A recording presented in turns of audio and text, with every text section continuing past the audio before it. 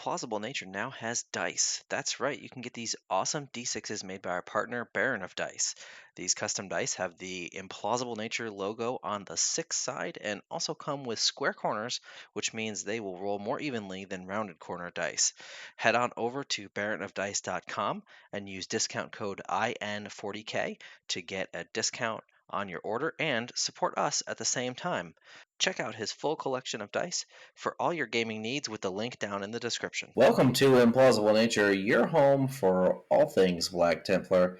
On today's video, we are talking infiltrators and whether they are a absolute must-take unit for Black Templars. It's really Space Marines in general. We're going to answer that question and more. So let's get right into it.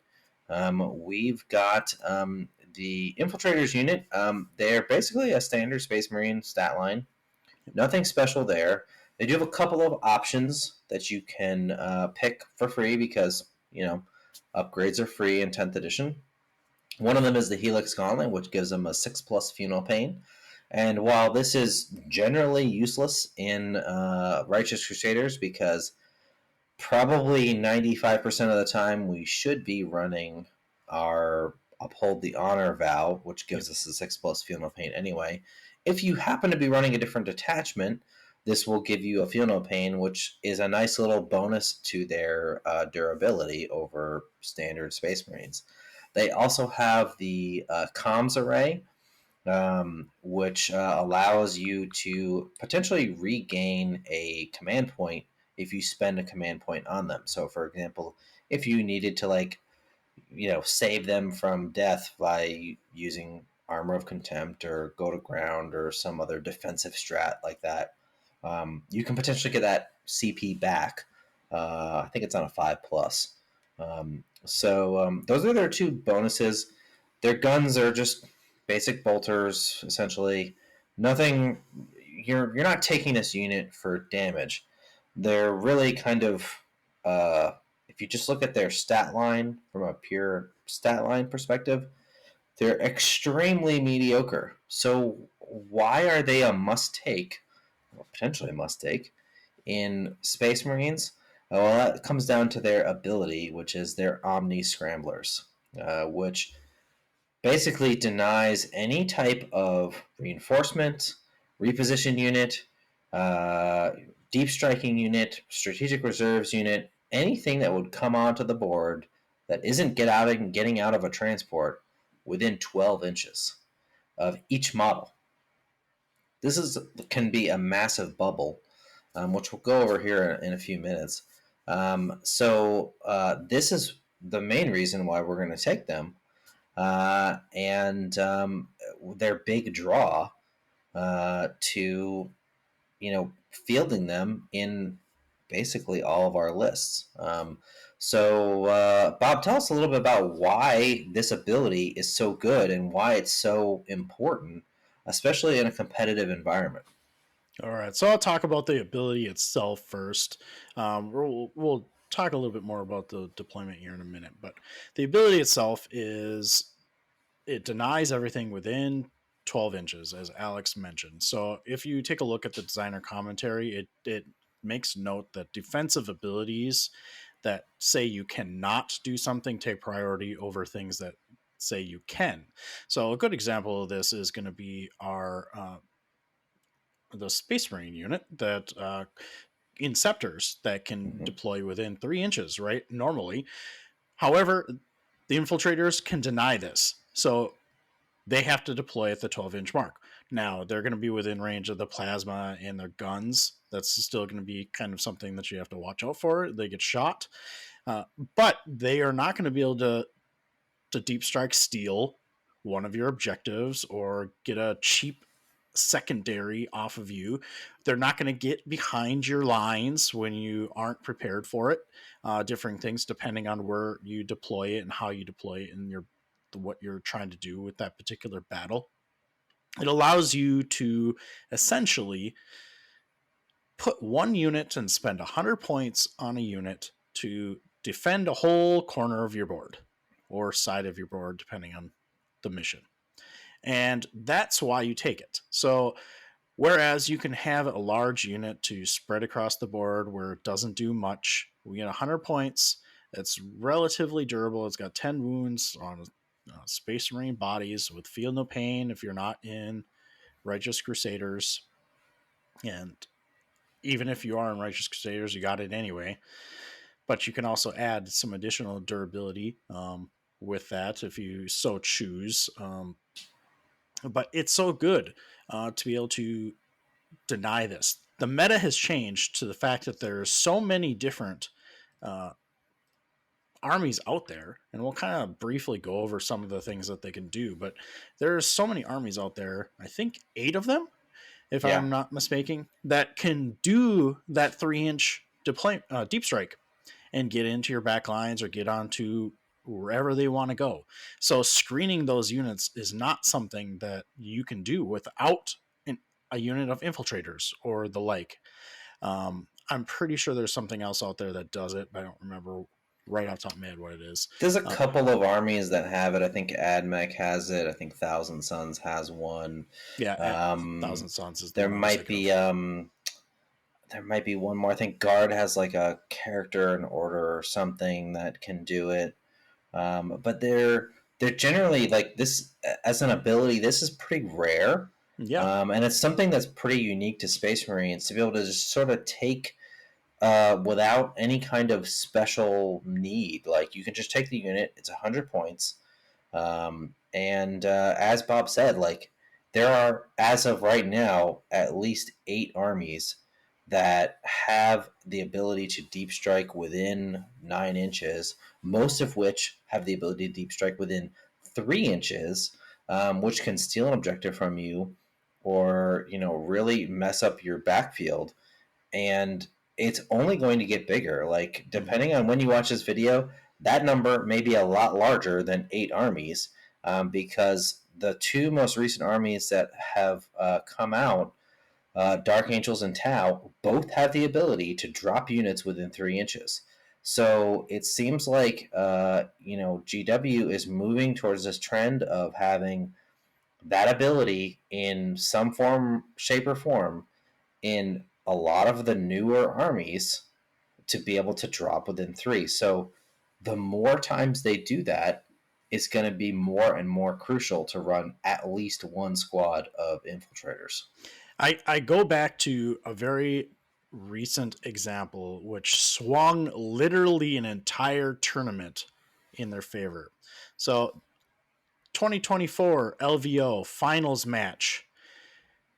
Our opponent did not screen out enough of the back line, and the opponent dropped. I forget who it was. It was Forgive Tau me. versus Monolith. Yeah, so it was a Versus Necron. monolith. It was a Monolith. They didn't But screen out a Monolith. I don't remember the player's name, so forgive me. I'm terrible with names. Yeah, that's okay. But I don't remember either. the monolith deep struck into the deployment zone of the Tau player, and it wrecked face. Yep. That's unacceptable mistake. That was the game changer. Like, had it not been able to do that, had he screened him out, it would have been a completely different game. The Necron player might not have won. And now, granted, Tau don't have a 12-inch bubble, but this just shows you the importance of screening. Yes. Now, like being able to do this and guarantee that they can't go outside, that they can't come within 12, is a significant difference between what Tau was able to do, which is, you can't come within 9 because normal rules. Necrons is like, I can come within 3 because I have a strat. So you got a much tighter margin. The Tau player probably had to, try to screen as best he could. Monolith's a big model. But infiltrators just completely eliminate that. You can't come within 12, period, because the rules commentary says no. It overrides that. So the fact that a super major was won on the fact that they couldn't screen out this particular unit, that should be telling as to how powerful this ability is and why it's so important to include it if you are planning to go to tournaments, play competitively, that kind of thing. Infiltrators are that important. And in a lot of our style lists, Ironstorm being an exception here because you'd like to play at a ranged game. However, most of the Black Templars players that are not playing Ironstorm are a little bit more aggressive. They want their units to be up the board. So sacrificing units to the advance so that you can screen out your back, that's something that the infiltrator will allow you to not have to do. You don't, that's the big difference. You sacrifice one unit for 100 points versus multiple units that basically are now ineffective in the battle plan because you're trying to screen out this potential issue that your opponent brings to the board. Now, does every army do it? Or even if they play the army that has access to it, are they going to use it? Maybe not. But it's something that you have to think about. You have to plan for if you are going into a competitive environment, because that's going to be something that people are going to use to get points. They're going to try and snipe your home objective. They're going to try and get that easy secondary. So that's something that we need to think about with a growing number of opponents. Yeah, absolutely. And I mean, you talked a little bit about, I mentioned earlier about how we're going to deploy these guys. And, as you can see here, I took a couple screenshots using Tabletop Simulator just to illustrate how big this bubble really can be. Now, are you always going to be able to make the circle or a straight line of the infiltrators? No, obviously not. Like, you want to protect them. You don't want to just leave them out to be shot off the board. But when you're able to, and even when they have to be grouped closer together, you can still screen out a massive portion of the board. Generally speaking, you can probably get at least half your deployment zone, if not more, depending on terrain and what's going on with that. Now, you might ask, well, you know, what if I don't face armies that have these abilities? Uh, you know, then what do I do with these models? So, what do I do with this unit? Well, they do have some other abilities. One of them is their namesake, Infiltrators, which is a pretty handy ability anyway. So let's say you're facing like World Leaders or Orcs, where you don't have to worry about a deep striking threat. Bob, what do we do in those circumstances? That's where you infiltrate them forward, and you try and bait them to Mm-hmm. come towards that. You're not going to have too many deep strike options on that, but it does affect redeploy things, so that's something to think about too, depending on how aggressively you'd like to use them. But if your opponent does have other infiltrating units, then this will block out them for that 12 inches. So that's something that you do want to play with. You want to be more aggressive with them. If you don't have to worry about your back deployment zone, be more aggressive with them. They do have a little bit of extra durability if you're not in uphold with that feeling of pain or in feeling the uphold. But bait them out because they're it's only a 100-point unit. Then Yeah, your opponent is going to have to charge at them to get through them because you're screening them, as Alex liked to call it, the popcorn unit. that's right. They're a roadblock that your opponent has to get through. Now you have to be careful though because you don't want to get them within a first turn charge so that they can slingshot their units even closer to you. That would be very problematic. So you want to make sure that you deploy them, measure it out, make sure you get the correct amount of inches away from your opponent, and make sure you facilitate correct movement on your side of the board as well. But they are also really nice that you can claim an early objective on no man's land if it's out of reach of your opponent, or um, get on there the first turn or second turn within that second turn, so you can get that right away. Start scoring those more objectives, and then it will prevent your opponent from trying to snipe those as well. So there's a lot of utility in this unit with the deployment and the ability. They are not going to kill anything. It's just not. But that's Yeah, not what you're taking them. that's not what they're there for.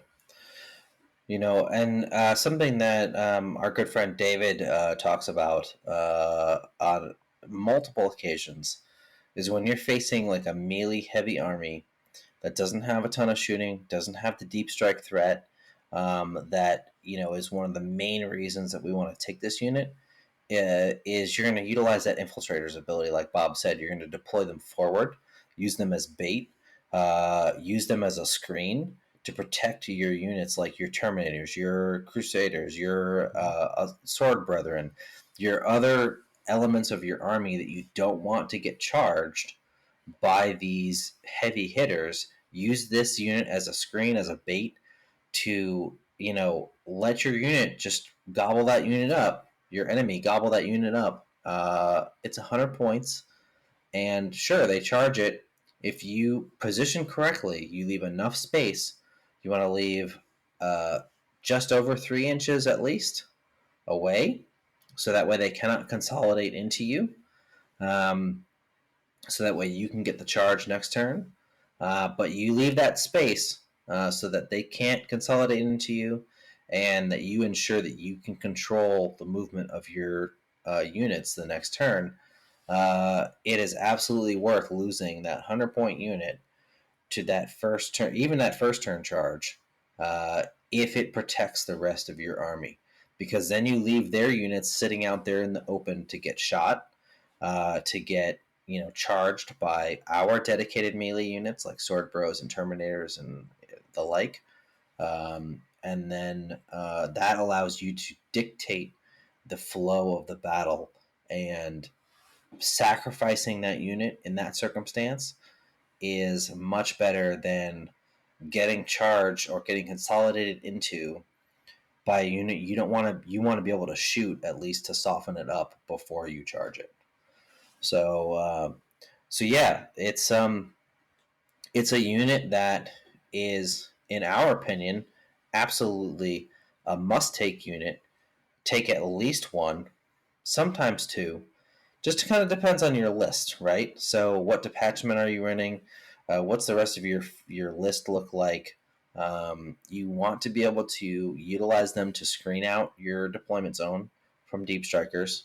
If your opponent doesn't have that, utilize it to capture a forward objective or an objective that's outside your deployment. So that way you can be on an objective, because you starting turn two, you want to be on your objectives. So Mhm. turn one is your time to go and get those objectives, so that when turn two command phase rolls around, you're already scoring points. You don't want to be like, oh, well, I'm going to move on to these objectives on turn two. You've already lost a bunch of points, probably up to 15 points, depending on which objectives you were on. So if there's no deep strike threats, or you're facing melee centric or whatever, use this unit to screen, so that way you can uh, dictate how the rest of your army is going to move around the battlefield and not have to react to your opponent's moves. Now, it will take a little bit of practice with deciding where to put them on the backfield, because sometimes, depending on your list, you can leave a little bit of space in like a corner, that type of thing, because you have to be really careful. Take a look at your opponent's list and the base sizes of your opponent, because even if you leave a little bit of a space, they have to get all of the unit within that little chunk of space that you are leaving them. So you can deploy them a little bit away from a corner if you know that they can't get the full unit into that space. And let's be honest, base sizes are getting bigger and boards are getting smaller, so it makes it a lot easier to do this. So where you can actually get them on potentially an objective with one of your models, and then string the rest of your unit back to close out the rest of the board, so that you can get that objective holding right away and then move forward. Now, it may not be as necessary if you have the second turn, um, or I'm sorry, the first turn, so that you don't have to worry about it as much because you're going to be advancing forward. But if you have the second turn, you definitely want it, because then your opponent can drop in on turn two and you may not be prepared for it. So You just have to play around with it. Practice will get a little bit better in knowing what units you can leave space, a little bit of space, because they won't get that unit in, that type of thing. So things like inceptors, they take up a lot of base space. So even at the 3 inches, if you leave a little bit in the corner, they're not going to be much Yeah. danger to you. Yeah, you that's a great point, Bob. You want to be seeing, like you don't have to completely cover every inch. You want to make sure that you're screening them out enough that whatever units they have in reserves that can do that ability, either strategic reserves or a deep strike or whatever the case may be, doesn't have enough room to deploy. That's your main goal. It's not screen out 100% of this Yeah. area. It's screen out enough that they can't deploy whatever unit they're trying to do. Perfect example, last RTT I went to, I played against demons. I made sure that I deployed in such a fashion, they don't really have any shooting. So I deployed in the open on the objective, and I completely screened out the objective to the point where no matter where my opponent decided to place some of his units, including like a really big model like Scarbrand, uh, was not advantageous to him. He ended up putting some of his units in my backfield, but none of it mattered because I was so far, like my infiltrators made him deploy so far away that he was not able to threaten them. And my other units were able to react to that and come back. Like I had a unit of Terminators that was able to come back to attack Scarbrand to get him away from my infiltrators. So things like that. You just got to be cognizant of what the units are in your opponent's reserves and whether they can fit in the space that you're leaving them. Don't leave them enough space to fit, and then you don't need to screen the whole area, and you can essentially screen even more of the board, even though there's space open, so to speak. I will say one more thing that I would note on this as more of a tactical experience piece. If you are using them to defend your backline, always leave at least one unit semi close if your opponent has a deep strike threat unit. The reason why is while they will prevent your opponent from deep striking within that 12 inches, the next turn they're going to die if you don't do something about it. So you Yeah. need to have an answer for that so that you can take advantage of that drop if they decide to do that, whether it be like a Crusader squad or whatever it may be, a Whatever. Yeah. dreadnought.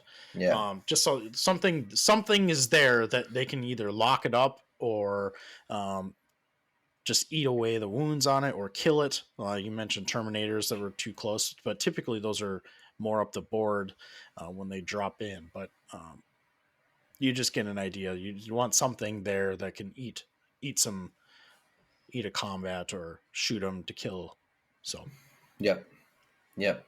Exactly. You want to assess the threat that could be coming and know whether your infiltrators can avoid it or whatever the case may be. Another good example, the same RTT that I played in, was I played against a pretty nasty Ultramarines Vanguard list. And he had a Calidus. And I forced that Calidus outside of 12. And then when the Calidus was like, oh, I'm going to run up and melee these infiltrators, I moved away. And I stayed on the objective while being far enough away from the Calidus that it couldn't charge me. So it couldn't do anything to my infiltrators. So things like that. You just got to kind of think about, like, what can this unit do to me when it gets close? Can I get far enough away to keep it from doing what my opponent wants it to do? yep. Or do I have like you said, a backup unit that can come back and help deal with whatever that threat might be? Now, that's the key thing is, and that's going to take some practice. You got to be able to, know when, as they say in poker, you got to know when to hold them, you got to know when to fold them, right? Know when this unit is just like, it's fine for it to die. It did its job.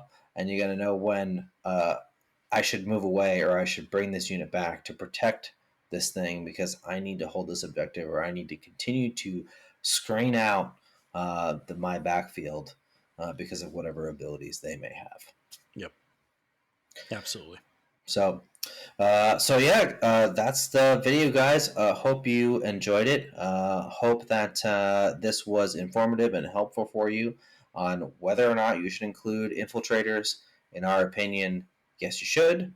Always, at least one unit. It is absolutely worth the 100 points every single time. So, A unit. It's one of the best units. It's one of the only units that we're going to say that you absolutely should take at least one in every single list. They're that important. They're going to become that much more important over time as we see more and more armies have this 3-inch deep strike capability. Yeah, let us know down in the comments what you think. How have you used your infiltrators? Have you had success with them? Have you not had success with them? What are your trouble spots with them? We'd love to be able to respond to your comments and see if there's any other ways that we can help you out with these. Don't forget to click all the YouTube algorithm buttons like, comment, subscribe, blah, blah, blah, all that stuff. Don't forget to check out our Patreon. We have an awesome group of folks. Thank you so much for supporting us. Couldn't do this without you. We got a lot of really cool Patreon benefits as well.